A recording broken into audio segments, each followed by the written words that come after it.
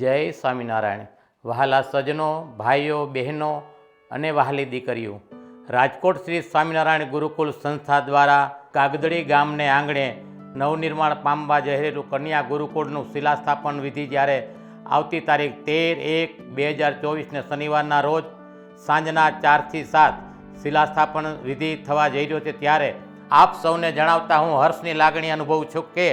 રાજકોટ શ્રી સ્વામિનારાયણ ગુરુકુલ દ્વારા જ્યારે કાગદડી ગામને આંગણે નવું કન્યા ગુરુકુળ થવા જઈ રહ્યું છે, ત્યારે આપ સૌને હું ભાવભર્યું નિમંત્રણ પાઠવું છું કે અત્યાર સુધી તો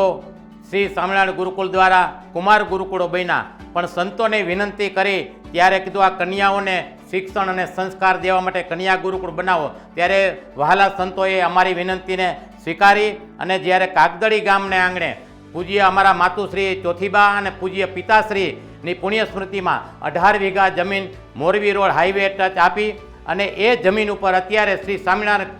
સંસ્થા દ્વારા નવું કન્યા ગુરુકુળ બનવા જઈ રહ્યું છે, ત્યારે એમની શિલાસ્થાપન વિધિમાં આપ સૌ ભાઈઓ બહેનો બાળકો સગા સ્નેહીઓ કાકા બાપા મામા ફઈ ફુવા બધાય ખૂબ હેતથી પધારો। આજે જ્યારે દીકરીઓ માટે આવું સરસ મજાનું સંકુલ થવા જઈ રહ્યું છે, ત્યારે એક આપણે કાગદડી ગામને આંગણે આપણે સૌ ભેગા મળીને તુલસી ક્યારો રોપવા જઈ રહ્યા, ત્યારે આ તુલસી ક્યારામાં આપ સૌ ભૂમિદાતાએ તો ભૂમિનું દાન કર્યું, પણ આ તુલસી ક્યારો જ્યારે આપણે રોપવા જઈએ ત્યારે એ તુલસી ક્યારે આપણે સૌએ ભેગા મળીને કોઈ ટબુડી, કોઈ લોટો, કોઈ ગાગર, કોઈ હાંડો, કોઈ ગોરો પાણીનું જળ સિંચન કરશું તો સરસ મજાનો એક તુલસી ક્યારો ખીલશે અને સમગ્ર સમાજ એ દીકરીઓ જ્યારે ભણી ગણી હોશિયાર થઈ અને સારા સંસ્કાર લઈને જ્યારે સમાજમાં આવશે, ત્યારે એ દીકરી રાષ્ટ્રનું કામ કરશે, સમાજનું કામ કરશે અને એ દીકરીઓ દ્વારા સંસ્કાર દ્વારા સારો એવો સુગ્ન સમાજ બહાર પડશે। એટલે આપ સૌના ચરણમાં મારે કોટી કોટી વંદન સાથે ભાવથી જય